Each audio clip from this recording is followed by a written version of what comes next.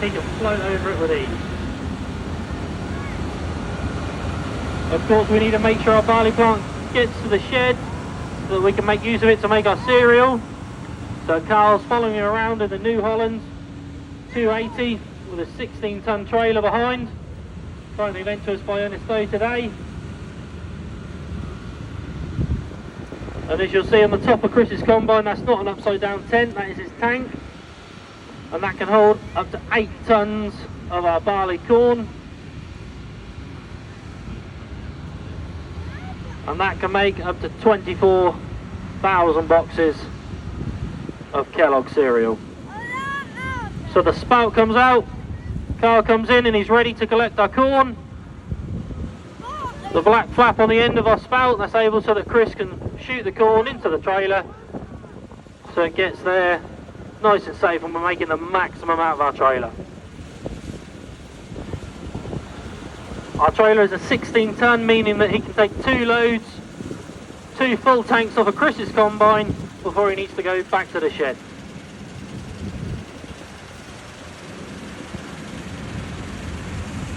Being 280 horsepower, the tractor's got enough horsepower to pull that big trailer around, get to the store and back before Chris is full again. As you'll see on Chris's combine, he's got tracks on the front there. He's able to spread the weight of that big machine when you've got 8 ton in that tank. It's a lot of pressure on the ground, and obviously for our worms and our ecological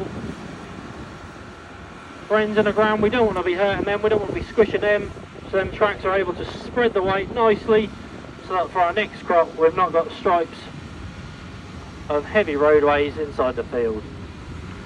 On the back of Chris's combine you'll see there's a black chute, and that's able for us to lay the straw out, because in Norfolk we need to make use of this. We need it for our stock, which Finn will come and take care of next. Typically in a day Chris is able to harvest 150 acres, so he can do the show ground in a day and a little bit more, so he's making the most use out of his machine.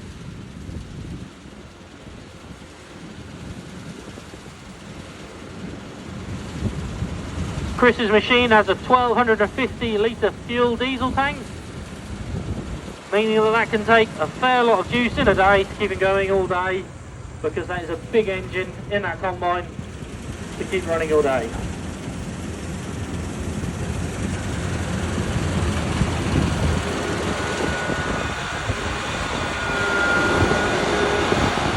And if we don't want to keep the straw, as you see on the bottom of the black chute on the bottom, there's some chopping decks.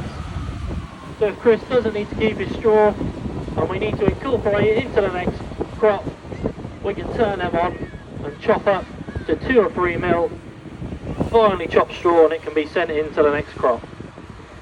So we've harvested our crop, the corn's in the shed, but we've now got our straw laid on the floor, so we now need to make use of that.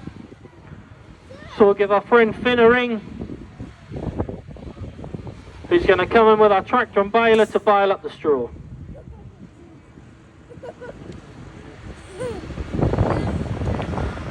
So Finn's driving a 260 Case Puma, so that's 260 horsepower under his bonnet. So he can drop his pickup down, set straight to the field, and he can be hoovering up all the lovely straw.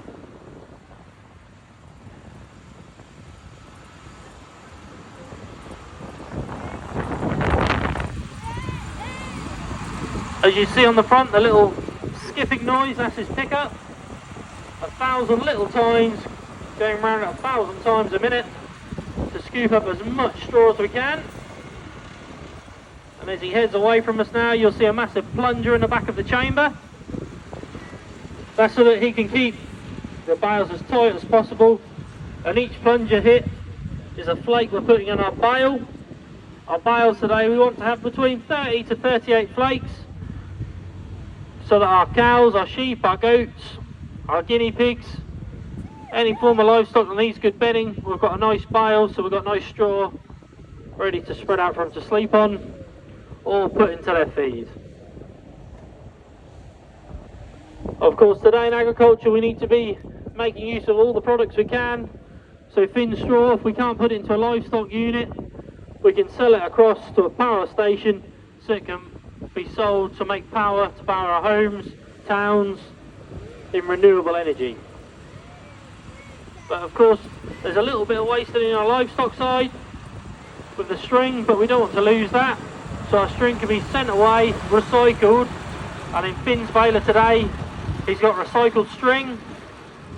So we're not wasting it, we're then using it again to make sure we're being the best to the environment that we can. In a day, Finn's able to bale out 1,500 bales a day. So that's nearly 600 lorry loads of straw he's pushing out the back of his baler every day. Each of them bales, they're quite big bales, they can weigh anywhere between 450 to 600 kilos. So a small Vauxhall Corsa is being pushed out that baler every few minutes. On a good crop, that could be every few seconds, depends on how well our barley crop has grown.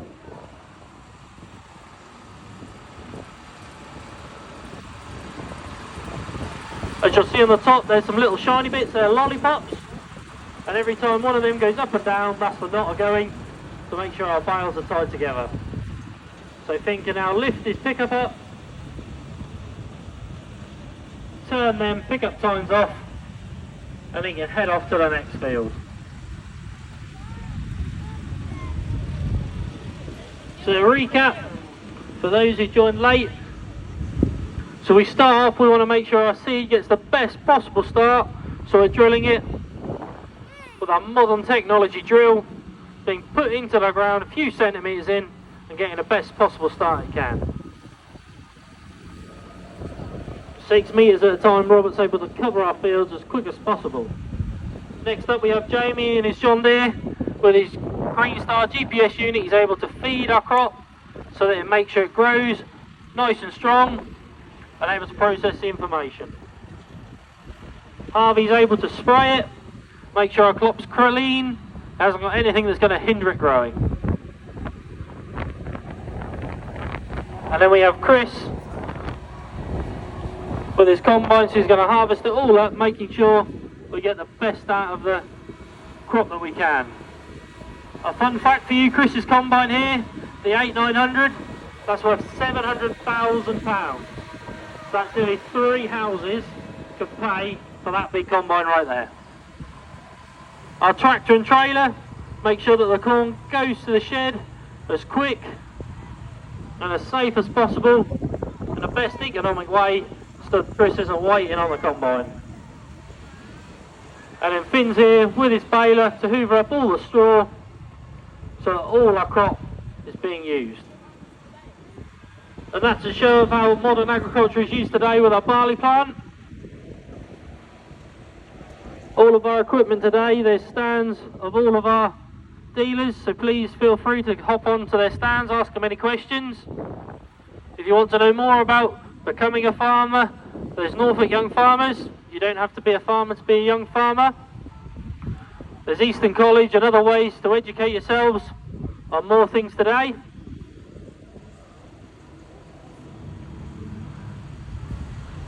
We've got one more show, the last one of the day, in an hour and a half's time. Thank you very much, everyone.